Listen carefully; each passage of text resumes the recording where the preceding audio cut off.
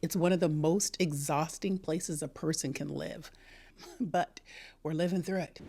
Let's talk about wavering because wavering doesn't get discussed enough. Wavering is this space where part of you is ready to move forward, right? And then another part of you is still holding on. It's when you think about leaving, changing, choosing something new.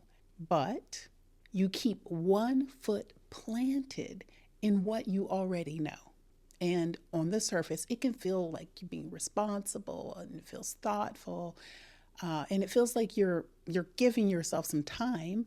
Wavering is literally draining your energy in ways that you probably haven't even thought of yet.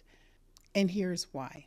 When you waver, you are actually trying to live in two realities at the same time. One reality is the life that you are in right now, the one with the routines, the roles, the expectations, the one with that familiar way of doing things. Now, the other reality, the one you're sensing those possibilities, it's the version of you that feels lighter and clearer and just more aligned.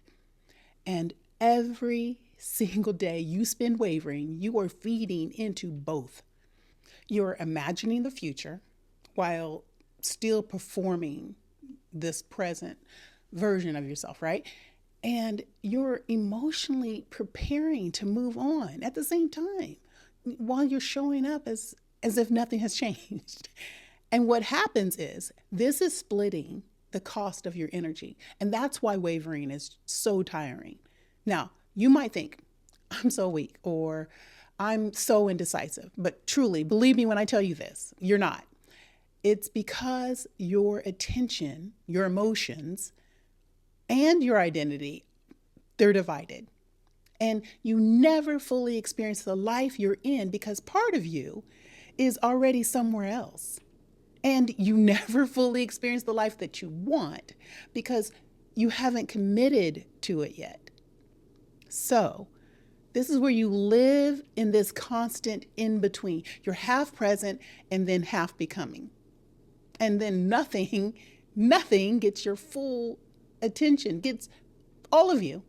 And what happens over time is that it creates this frustration, some resentment, and then this sense of restlessness can take over, and then you never do anything. And here's the part. This is the part that I want you to hear. Wavering, being in this messy middle, it doesn't protect you. It just delays clarity because clarity doesn't come from wavering between these options. It's coming from direction. So I want you to ask yourself something honestly. What would happen if you chose to focus on just one reality? What would happen if you fully showed up where you are or fully stepped forward into the next version of you, okay? What would happen if you just stopped splitting your energy and just allowed one path to have your full attention?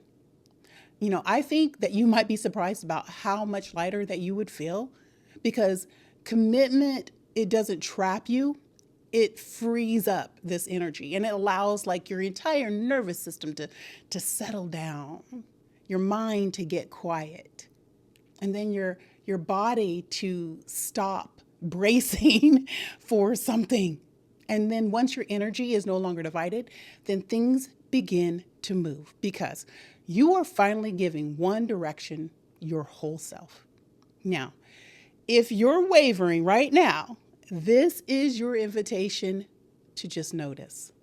Notice where your energy is leaking, to notice what you are leaning towards.